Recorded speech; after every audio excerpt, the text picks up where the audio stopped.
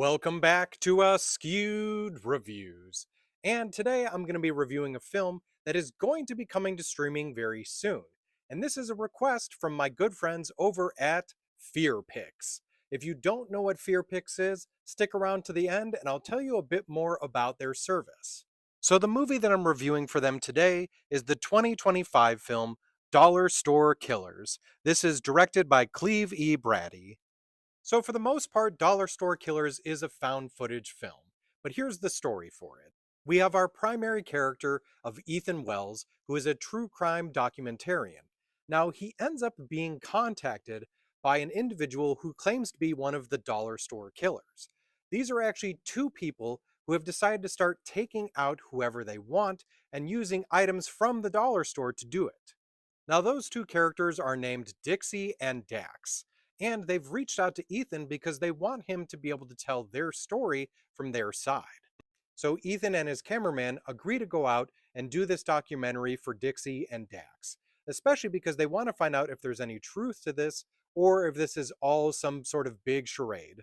So, as Ethan is starting to do this documentary, Dixie and Dax very quickly get him and his cameraman to believe that what they're doing is in fact real, as they not only showcase some of the stuff they've done in the past, give them a bit of their backstory, but also start to bring them along on some of their, we'll just say, misadventures.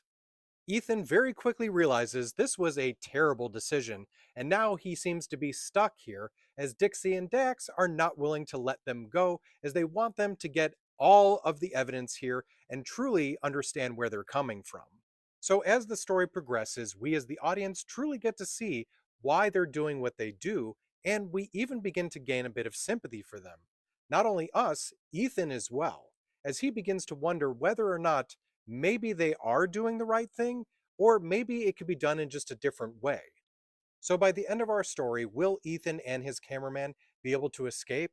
Or maybe they'll make the choice of joining these two or turning in this deadly duo to the police.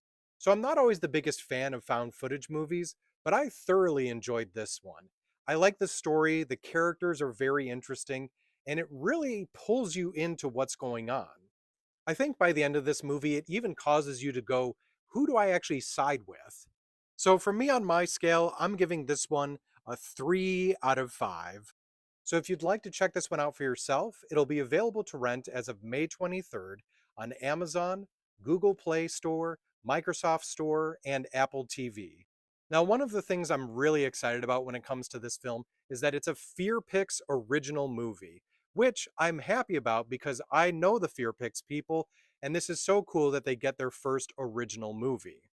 Now, if you haven't heard of Fear Picks before, that is very unfortunate, because if you're a fan of horror, thriller, true crime, this is actually a free streaming service where you can watch independent films that fit all of these categories. So definitely download this if you haven't already done so before. Check out all of the movies that you can watch on there right now.